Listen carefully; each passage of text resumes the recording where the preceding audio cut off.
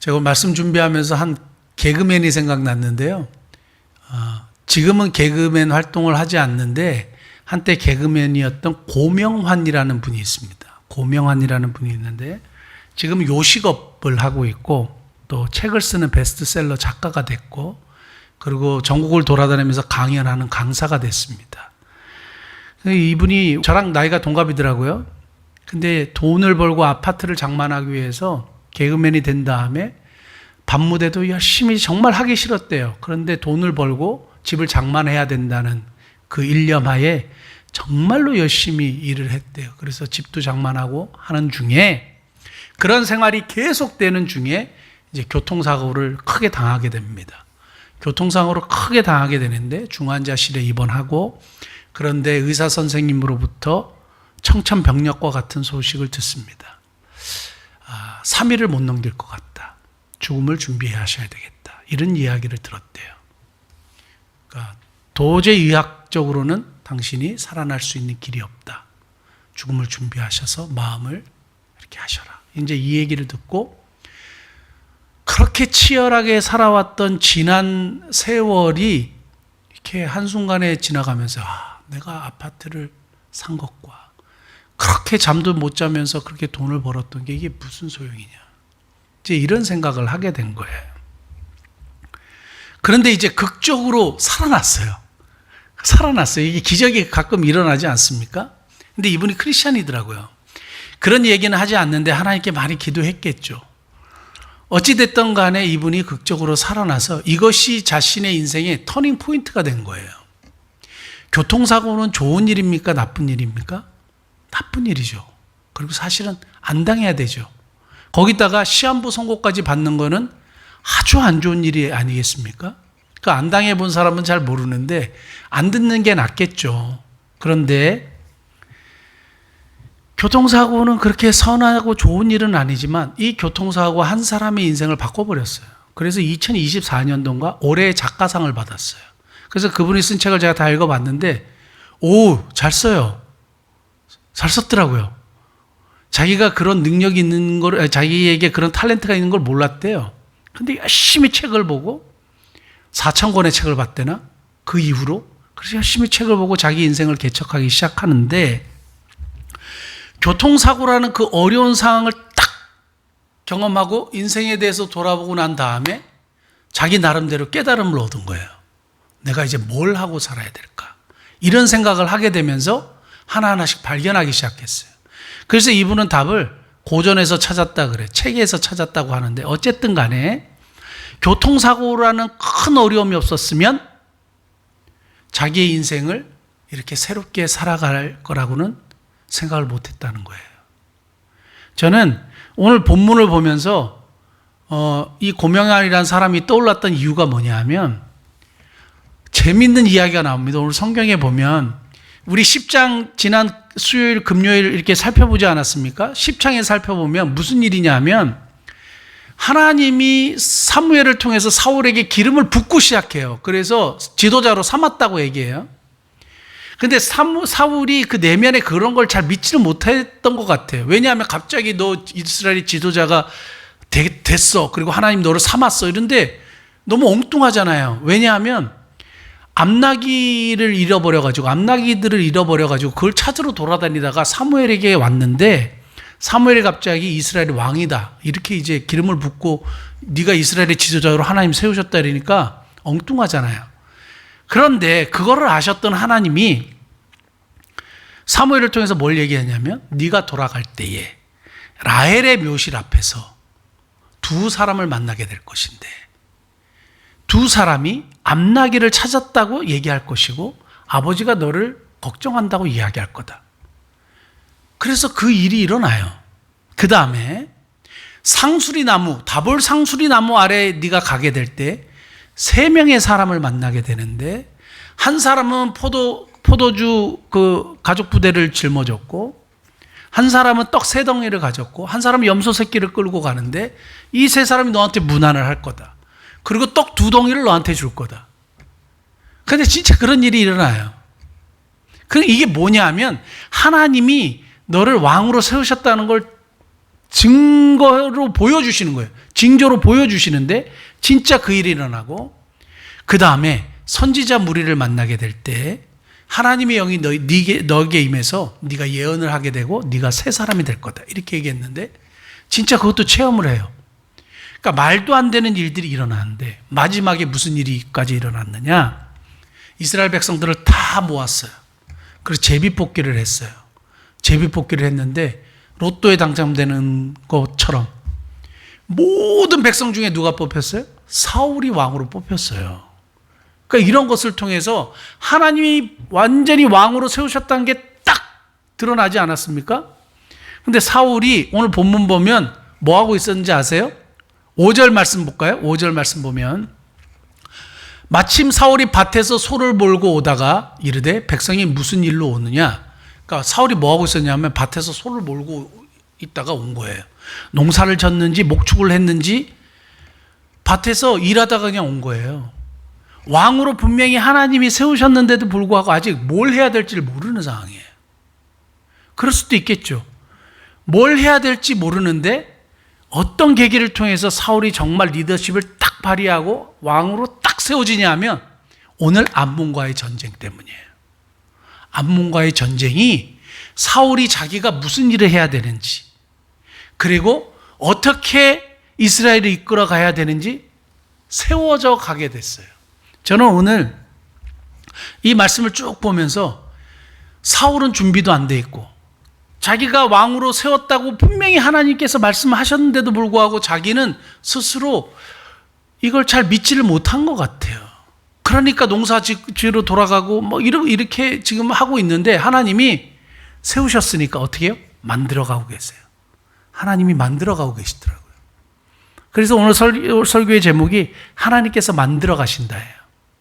하나님께서 만들어 가시는데 하나님이 사울을 만들어 가시더라고요. 준비도 안 돼 있고 부족하고 그리고 잘 믿지도 못하는 이 사울을 하나님이 만들어 가세요.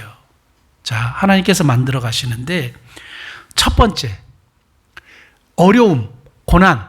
오늘 본문에서는 전쟁. 아까 고명왕과 같은 사람에게 있어서는 교통사고. 이런 어려움은 만들어 가시는 과정이라는 거예요.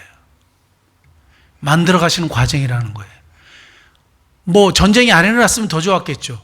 그 전쟁이 안 일어났으면 사울은 계속 밭에서 소나 몰고 있었을지도 몰라요. 근데 자기를 세우신 하나님의 뜻, 자기를 세우신 하나님 그 뜻과는 전혀 상관없이 그냥 밭에서 소나 몰고 있었을 텐데 이 전쟁을 통해서 하나님이 그를 정말 왕으로 만들어 가시더라고요. 우리가 하나님의 자녀고 이 땅에 하나님께서 우리에게 맡기신 사명이 있는데 우리의 삶의 고난이 아니면, 우리의 삶에 또 닥쳐지는 어려움이 아니면 어떻게 깨닫고 어떻게 알게 되겠어요? 그래서 제가 가만히 생각해 보니까 저에게 폐결핵이란 병이 찾아오지 않았으면 제가 목사 됐을 일이 없었겠어요. 그때 제가 의대에 들어간 장성근이라는 친구한테, 지금 요즘에도 한번 가끔 찾아봅니다. 그 친구가 생각나고 어디 의사가 되고 유명한 교수가 됐나는데 잘 안 나오더라고요. 그 장성근이라는 친구한테 제가 뭐라 그랬냐면, 야, 너는 나중에 의사 되면 나 모른 척 하지 마라 이랬거든요. 같이 길을 걷는데 아직도 생각나요. 청담동에서 이렇게 걸어가면서 야, 너 의사 되면 나는 그때 노가다나 하고 있을까? 하면서 제가 자존감이 되게 낮았거든요. 그래도 너 나를 모른 척하고 그러지 마 이랬거든요. 뭐 지금은 서로 뭐 연락도 안 하고 서로 이제 뭐 그러는 사이가 됐지만 가만히 생각해 보면 그때 만약에 제가 누님으로부터 폐결핵이 전염이 안 되고 그냥 그런 아주 낮은 자존감으로 그걸 공부도 안 하고 질풍노도의 시기를 거치면서 머리나 기르고 다니고 막 그랬으면 지금 뭐 하고 돌아다녔을까? 벌써 폐인이 되지 않았을까? 이런 생각이에요. 아무 생각 없이 막 돌아다니고 있는 거예요. 근데 제 삶에 질병이 찾아온 거예요. 그리고 이게 해결이 안 나는 거예요. 그리고 해결이 안 나니까 어떻게 해요? 하나님을 만나게 되는 계기가 됐는데 우리의 삶에 일어난 어려움은 하나님이 만들어 가신 과정이라는 것을 고백하게 돼요. 크든 작든 그것이 한 번 일어났든 계속 일어났든 간에 우리의 삶에 찾아오는 어려움은 하나님이 우리를 하나님의 사람으로 만들어 가신 과정이라고 저는 믿습니다. 더 성숙시켜 주시고 더 숙성시켜 주시는 하나님께서 우리를 만들어 가시는 과정으로 생각하시고 그 허락하신 것을 잘 극복하십시오. 결국에는 이 전쟁을 통해서 마지막 뭐예요? 승리해요. 그리고 자기 위치를 찾았어요. 헤매고 밤매고 소몰고 있다가 드디어 왕으로서의 자기 지위를 딱 찾게 된 거예요. 하나님의 자녀로서 우리에게 참 많은 것들이 이미 우리에게 특권을 주셨는데 우리 헤매고 있는 거예요. 헤매고 있고 돈 쫓아다니고 막 사람 쫓아다니고 이러고 있는데 어떤 고난을 통해서 어려움을 통해서 어떻게 해요? 만들어 가시는 과정 속에서 우리가 우리의 위치와 자리를 점점 찾아가게 되는 겁니다. 그래서 혹시나 어려움이 있으시면 고난이 있으시면 그것이 만들어 가신 과정이라고 생각하시고 잘 극복하시고 하나님 의지하시는 저와 여러분 되시길 바랍니다. 한 가지 더 말씀드리고 싶은 것은 진짜 사울은 하나님께서 이렇게 만들어 가셨잖아요. 그래서 이 암몬 자손과의 전투에서 이기고 난 다음에 멋진 이야기를 해요. 13절 말씀 볼까요? 13절 11장 13절 보면 같이 한번 읽어볼까요? 사울이 이르되 이날에는 사람을 죽이지 못하리니 여호와께서 오늘 이스라엘 중에 구원을 베푸셨음이니라. 이야, 뭐라고 고백하냐면 하나님이 하셨다고 이야기해요. 근데 이게 끝이에요. 사울은 처음에 하나님이 구원을 베푸셨어. 그러니까 이날에는 정말 기쁜 날이야. 그러니까 나쁜 짓 그리고 사람을 죽이는 행동 이런 거 하지 마. 이렇게 이제 했단 말이에요. 리더십이 딱 생기고 난 다음에 그 다음에 어떻게 되느냐? 그 다음에는 자기 마음대로예요. 리더십이 딱 생기고 하나님이 그 자리에 딱 올리셔서 딱 만들어 주시니까 사울이 그 다음에는 어떻게 했느냐? 자기 마음대로예요. 14장 52절 한번 볼까요? 14장 52절 보면 사울이 같이 읽어볼까요? 사울이 사는 날 동안에 블레셋 사람과 큰 싸움이 있었으므로 사울이 힘센 사람이나 용감한 사람을 보면 그들을 불러 모았더라. 자연스러운 얘기지만 이게 뭐예요? 사람을 모았어요. 전쟁은 누구에게 속했어요? 여호와께 속했어요. 성경 한번 찾아볼게요. 사무엘상 17장 47절 같이 한번 읽어볼까요?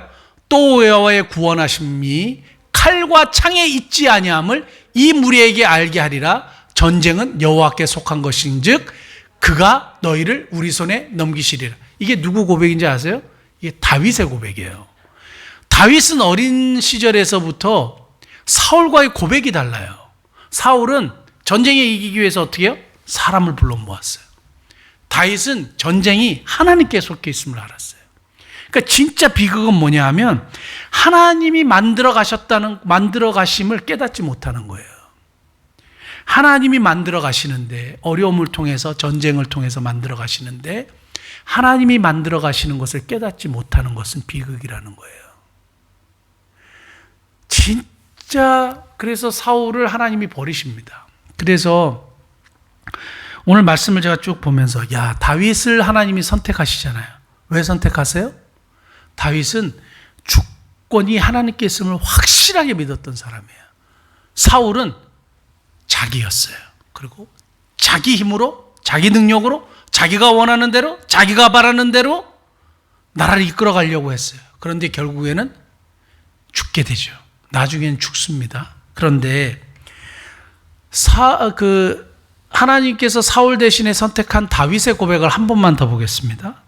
역대상 29장 11절, 12절. 이 다윗의 고백인데요. 다윗은 확실히 알았어요. 같이 한번 읽어볼까요? 여호와여 위대하심과 권능과 영광과 승리와 위엄이 다 주께 속하였사니. 여기서 보세요. 모든 게 다 하나님께 속했다고 고백해요. 그 다음에 천지에 있는 것이 다 주의 것이로소이다. 여호와여 주권도 주께 속하였사오니 주는 높으사 만유의 머리이심이니이다. 그 다음에 12절 부와 귀가 주께로 말미암고 또 주는 만물의 주제가 되사 손에 권세와 능력이 있사오니 모든 사람을 크게 하심과 강하게 하심이 주의 손에 있나이다 하며 제가 제일 좋아하는 말씀으로 막 열심히 암송했던 말씀인데요. 부와 기가 하나님께로 말미암는 거래요. 그 모든 주권이 하나님께 있다는 거예요. 사람을 크게 하시고 낮추시는 것도 하나님의 손에 있다고 고백하는 거예요. 누가? 다윗이 고백했어요. 그런데 사울은 오늘 읽었던 본문의 13절 외에는 하나님께서 하셨다는 고백이 전혀 나오지 않아요. 그래서 하나님께서 15장 11절 한번 볼게요. 15장 11절. 내가 사울을 왕으로 세운 것을 후회한다. 그가 돌이켜서 나를 따르지 아니하며 내 명령을 행하지 아니하였습니다. 이 얘기를 다른 말로 얘기하면 지 마음대로 했다 이거예요. 하나님의 말씀을 따르지 않고 지 마음대로 해요. 그러므로 하나님이 사울을 버리시고 다윗을 세우셨어요. 누구를 세우셨어요? 다윗을. 왜요? 주권이 하나님께 있으면 온전히 고백하는 사람. 전쟁이 하나님의 손에 있다는 것을 고백하는 사람.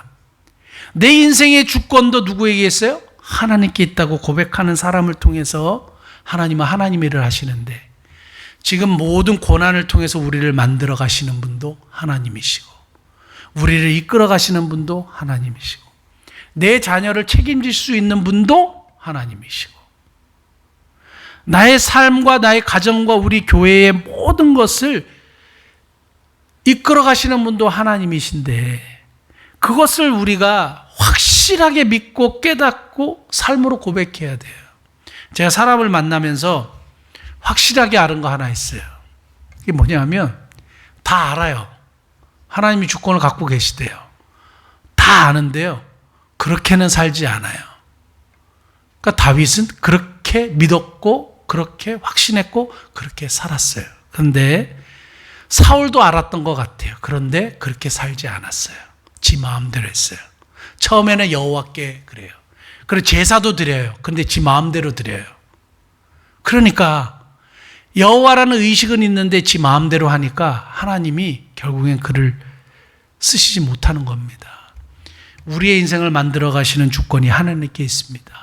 사랑하는 성도 여러분, 나의 삶에 어려움이 찾아왔다면 나를 빚으시고 세우시고 만들어 가시는 과정임을 깨닫고 어려움을 잘 극복하실 수 있기를 바랍니다.